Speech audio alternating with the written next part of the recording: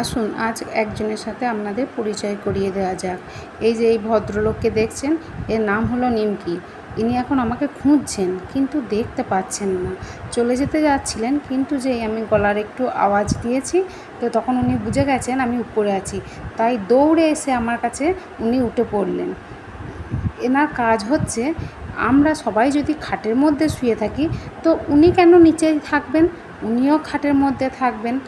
আর ইনি হচ্ছেন বাড়ির মহারাজ।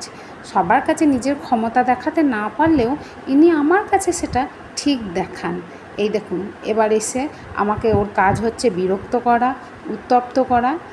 তো তারপরে যখন আমি একটু বকবো তখন উনি পাশে ভালো মানুষের মতো চুপ করে শোবেন।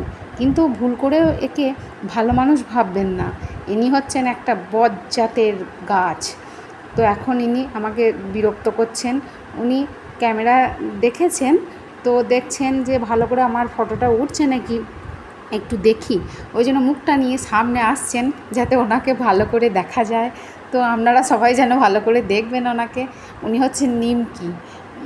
তবে এই নিমকি শুকনো খাওয়া যায় না, যদিও ইনি এখন আর নেই, ইনি সেবা হয়ে গিয়েছেন, কিন্তু এটা কিছু মাস আগেকার একটা তোলা ভিডিও, তাই ভাবলাম আপনাদের সাথে একটু শেয়ার করি। এবার পশুর ব্যাপারটা হচ্ছে, সবাই হয়তো ভালোবাসে না, কিন্তু আমার এইগুলো ভীষণ ভালো লাগে, আমি এদেরকে ভীষণ ভালোবাসি। এই দেখুন এ কী করছে, এবার আমার পাটা কামড়ে দিচ্ছে, আমাকে বিরক্ত করছে, দিয়ে বকলাম, চুপ করে ওর মধ্যে শুলো। কিছুক্ষণ শোবার পর আমাকে আরও বিরক্ত করতে লাগলো।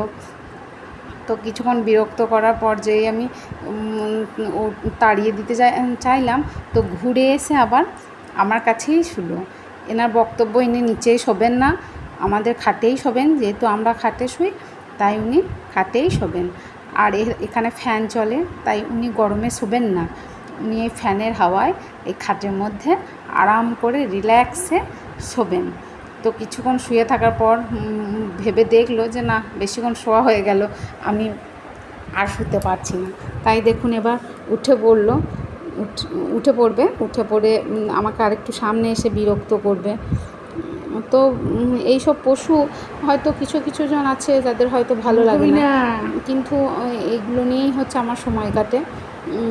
তো ইনি এখন আর নেই, যদিও আগে ছিল।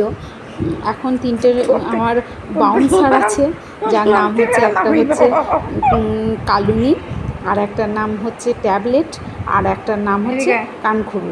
পরে ওদের সঙ্গে আপনাদের পরিচয় করিয়ে দেবো। এখন এই নিমকিকে একটু দেখুন আপাতত।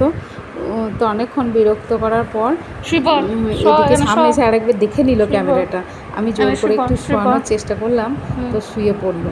তবে হ্যাঁ, একটা জিনিস, খুব ভীষণ কথা শোনে।